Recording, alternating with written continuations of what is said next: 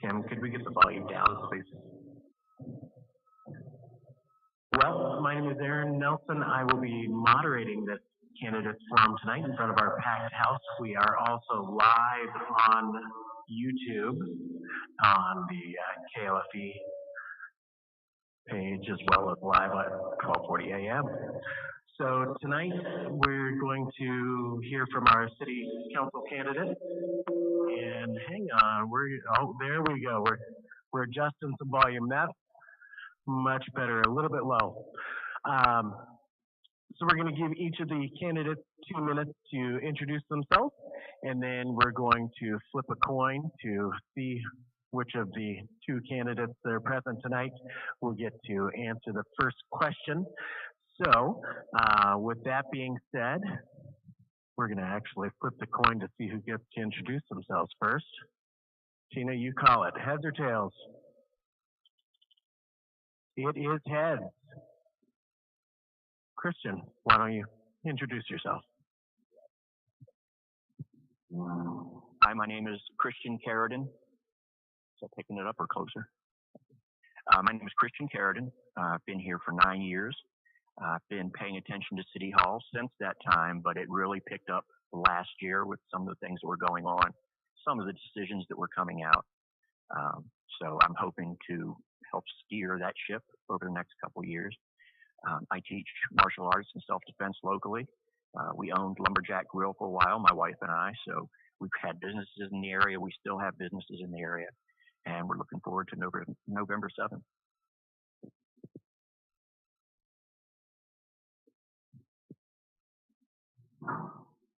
Hello, everybody.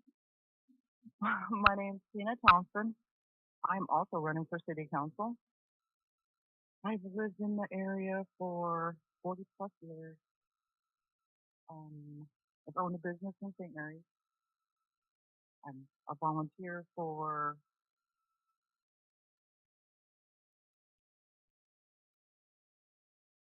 Timber Plus, a member of the Eagles for the last 23 years. And that's it.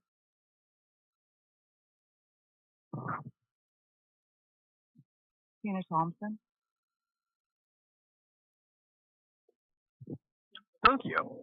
And we do not have any other candidates present tonight, but for the listeners at home, this will be available later on YouTube to listen in. So we're going to flip the coin here for the first question to be answered here. And it is, call it, Tina. Call it, Tina. Heads. It's tails. Christian, you get to answer first. What is the city of St. Mary's doing well?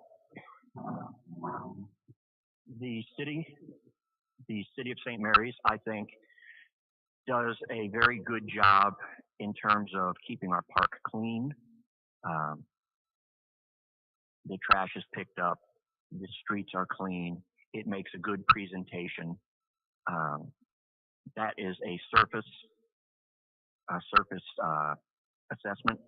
There are a lot of things that we could do better, and I hope to be part of that. But our trash is picked up on time. Our water comes in. Our waste goes out. These are the primary things that a municipal government should be taking care of, and they do an okay job on that. Thank you. So I agree with Christian. The city does really well at cleaning up their stuff. They've planted flowers. They're doing improvements to the Commanda building. I mean, those are all good things. Thank you. Thank you. Okay. Our next question. What are the top 3 issues currently facing the city, and how would you impact that? We're going to give you 5 minutes to answer this question. And Tina, you get to go first.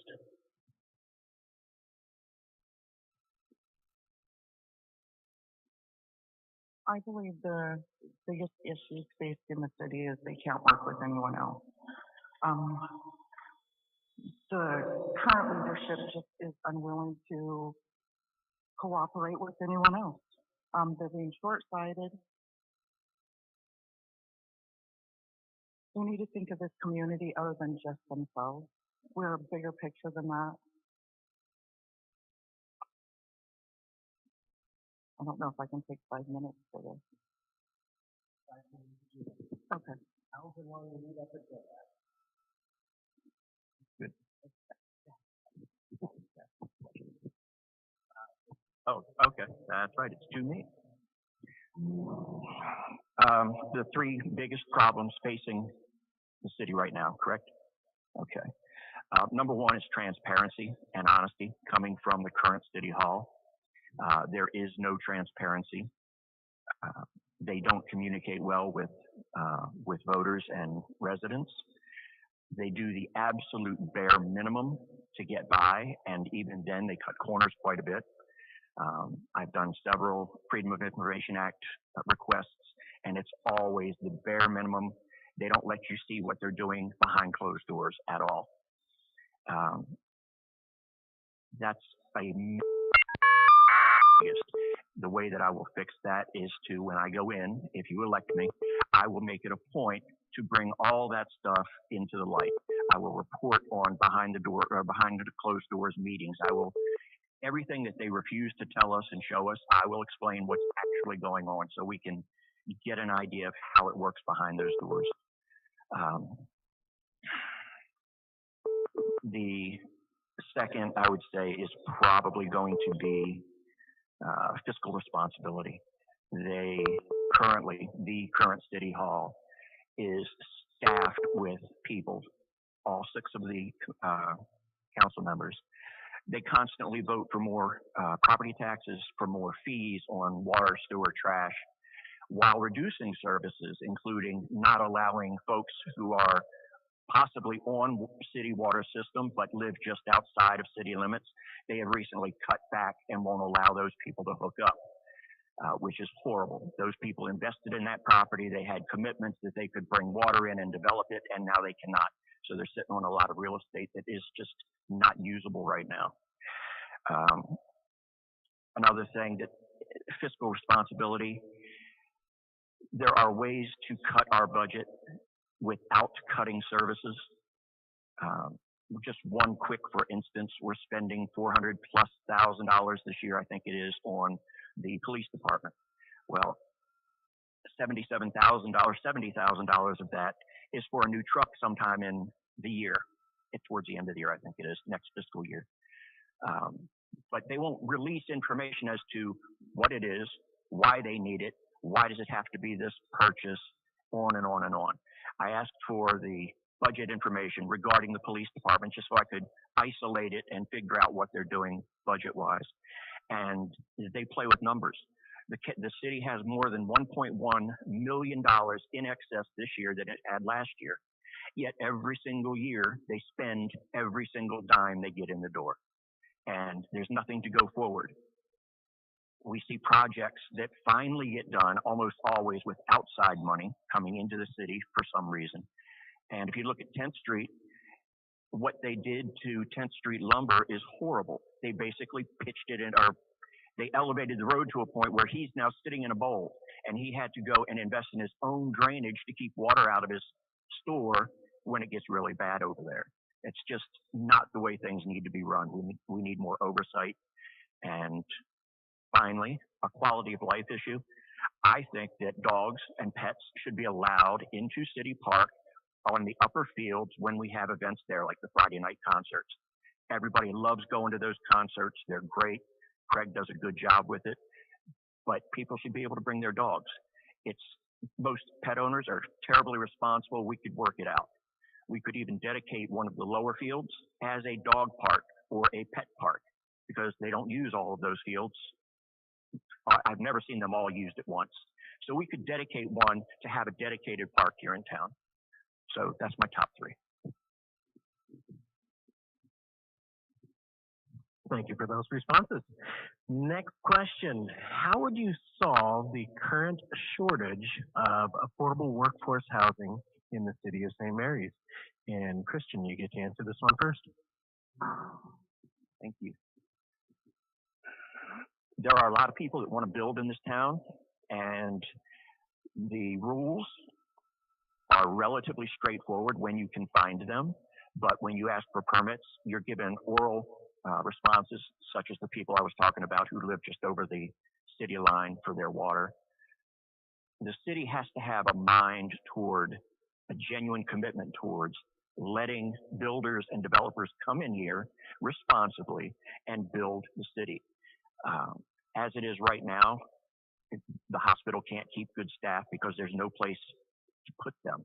The average doctor does not want to come into a house that's 140 years old or 100 years old, and he has a certain standard that he wants to maintain, and nobody in town in City Hall is allowing these people to come in and do that work, which is a boon to the entire city and the county. So the second part of that is, and I couldn't believe this when I heard it, apparently Chief Castles of the police department is now our city building inspector. So we've got, I don't know what kind of background he has. He could be totally qualified. I'm betting, however, it's not. I think it's a way to save some money without having to hire a third party on behalf of the mayor and the council. And they were using the state for a while. At first, they had worked with the county. Everything was fine from most perspectives. Then they decided to not use the county anymore. They went to the state. And then after the state, they've decided to bring it in-house, which I think is not only unfair to the people in this town who need proper building service inspections, but also Chief Castles. If he's now wearing 4 different hats and he's supposed to be a chief of police, he's being stretched a little thin, in my opinion. Thank you.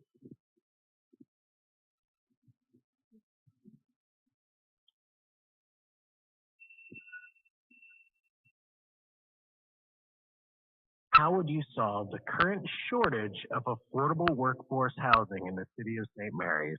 You've got 2 minutes. So this comes back to the city is unable to work with people. They have to figure out a better way to do it.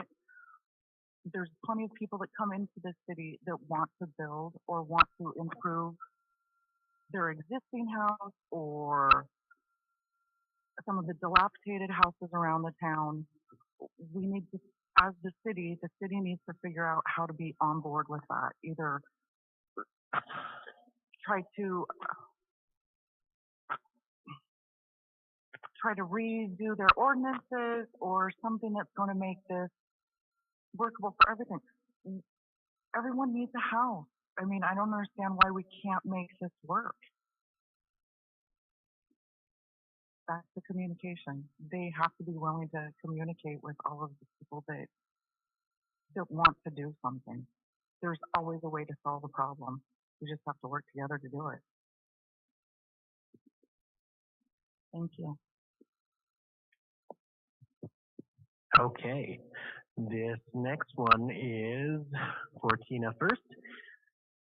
For infrastructure within the city of St. Mary's, what do you see as a main priority for refurbishment or repair? The main priority would be, let's work on those sand filters. We've been doing it.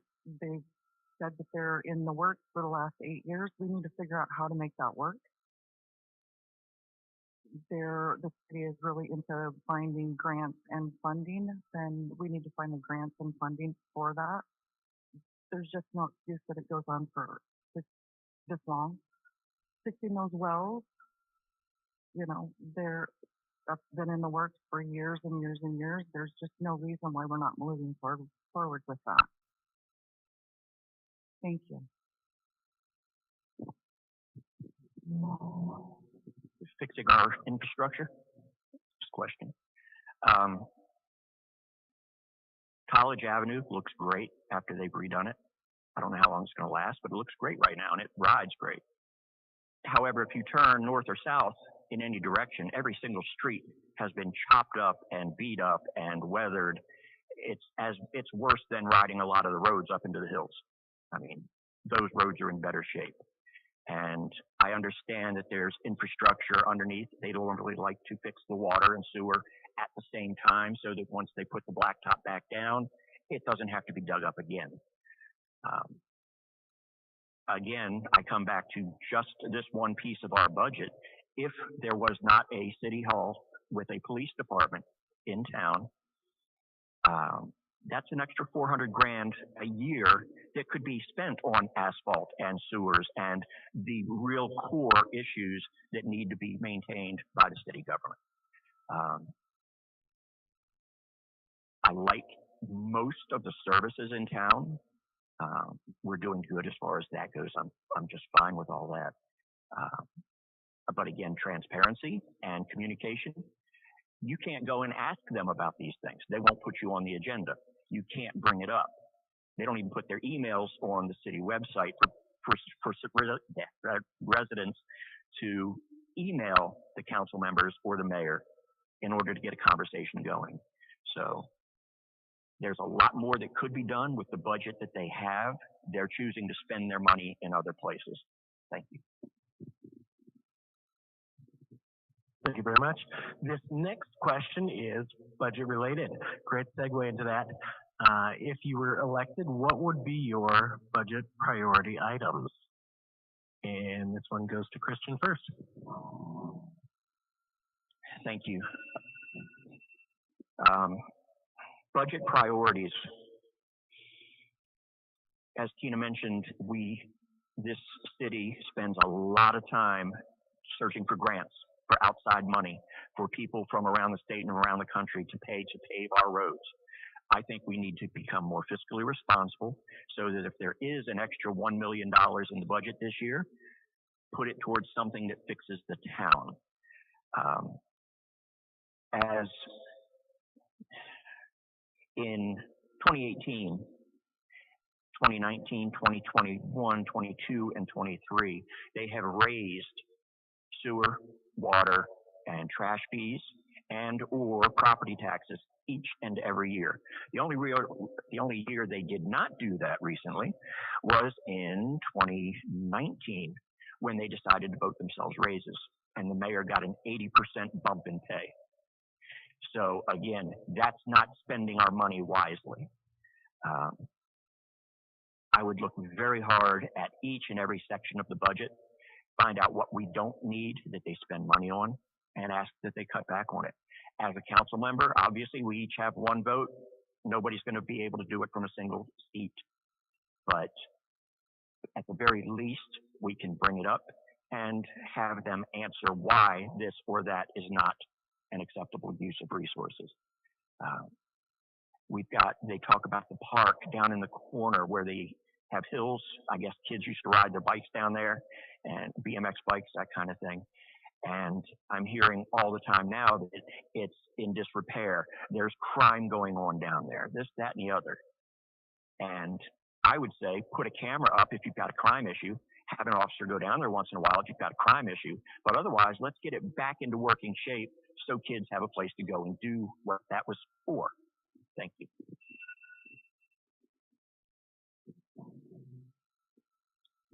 So I'm not going to comment on a budget that I don't understand.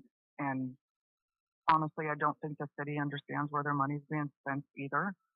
So that would be something that I would have no comments on. If I'm elected on the council, I would like to sit down with the accountants that are in that office and try to figure out where they spend their money, because it makes no sense to me. Thank you. Which takes us into question number 6. Going to Tina first. What experience do you have that makes you an ideal candidate for city council? Well, honestly, I can get along with everybody, and that is my biggest asset. I've owned a business in town. I have kids. I have grandkids. I work in government. I do lots of public service. I would just be good on city council. I would be a voice of reason, and I can bring people together. There's no reason why we are always fighting amongst ourselves, and I want to solve that. Thank you. My biggest skill, bringing to the job. Excellent. I have a long history of being an entrepreneur, owning my own businesses, usually small. I was, at the age of 19, vice president of Central Committee, Republican Central Committee, back on the East Coast where I grew up. So I've been involved in local politics from a very young age. And I've helped with budgets, and I've helped with all these issues. The place that I was on Central Committee was also very rural with a nice town. I mean, I remember when they got their first McDonald's. That's how small it was. But when you come to run a business, you have to pay attention to what you're actually doing versus what you want to do, and make sure you devote your resources and your manpower. Best person applies for or attacks the best job, and you don't waste money doing it. I think there's a lot of redundant spending in town currently from City Hall. That could be harnessed in. And as Tina said about the budget a moment ago, it's hard to understand what they're doing because I asked for all of the budget workshop worksheets for the police department, which I said I was just choosing one department. And I got the summary from City Hall. And the summary is, this is where we're going to spend our money this year. And it says automobiles, 70,000, this, that, and the other. But these are top level numbers and decisions that had been arrived at by a small group of councilors, or I'm sorry, city councilmen, and the chief or whoever else in each department. You know, the tradesman comes in and sits down with the city, and they have what I was told was a wish list. And then things get weeded off that list. If we get to the point where we can actually, well, let me back up just a sec. I'm not afraid to tell someone no, and I'm not afraid to ask why, and I'll be bringing a lot of that with me into the building. Thank you. Well, since we've got so few candidates, we're going to throw in a bonus question here. How will you measure your success as city council member? And this one will go to Christian first. Thank you. I consider the baseline of City Hall is what I've seen over the last 9 years since I've been here. I know what they don't do. I know what they should do. If I can get them to start behaving in a transparent way, I will take every single one of those as a major victory, because they just don't want to release information on any topic anywhere. If you remember the the great grass crisis of last year, where they started fining people and threatening people with court if they don't cut their grass or do their weeds. Well, their knee-jerk reaction to that, and the police department had its own Facebook page at that time, they got about 10 comments on there, and the mayor decided to shut it down. So that's the knee-jerk reaction they have in terms of transparency. The moment anything becomes confrontational, they want to pull it back in and muffle it. So anything I can do to get them to be a little bit more open, to be a little bit more fiscally responsible would be great. And if I can take my dog to the park, that would be even better.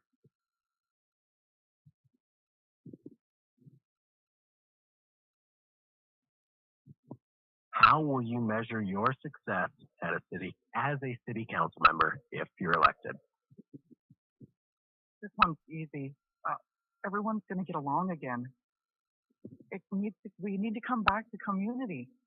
And the infighting between the city, the county, the fire department, the school district, all of this has got to stop. We need to work together. Thank you. Okay, thank you. So that is all of our questions for tonight. You've got no more than 5 minutes for a wrap up. Any final words?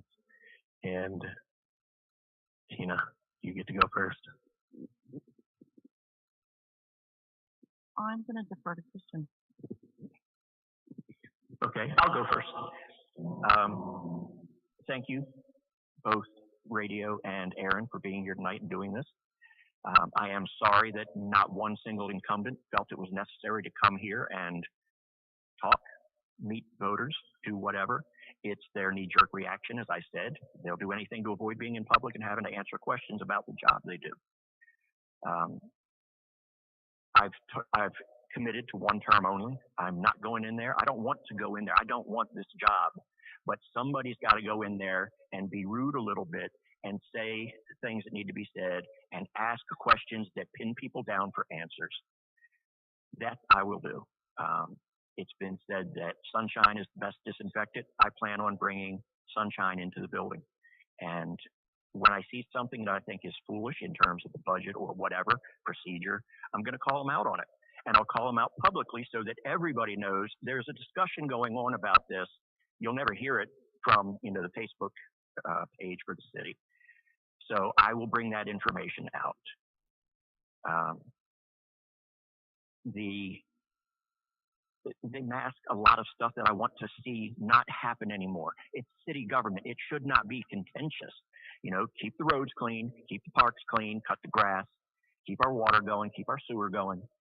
And yet, this mayor in particular, he loves his flowers on Main.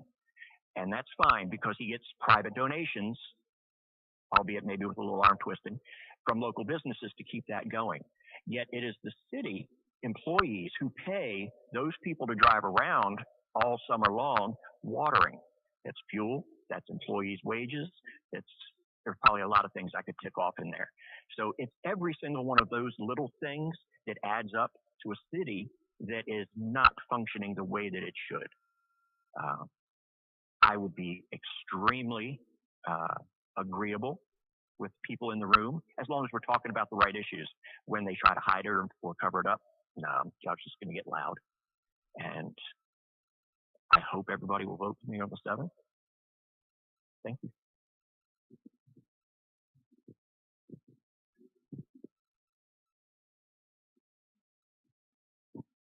Okay, well, thank you everybody for coming to, wait. You've got 5 minutes to wrap up. Any parting comments, thoughts, or reasons why you feel that people should vote for you next Tuesday? So I would like to have your vote because I really do think that I can bring these people together. There's got to be a voice of reason, and I don't think that the city council itself is making bad choices. I think the leadership itself is making the bad choices, and they don't have any other opinion. I'd like to bring that to the table. They need to start working with the partners, and there's lots of partners that would be willing to work with them if they would just be fit. Thank you. Well, thank you everybody for coming, and thanks to our global listeners for tuning in. And with that being said, signing off. Oh yes, if candidates are happy to hang out and answer any direct questions. Thanks again.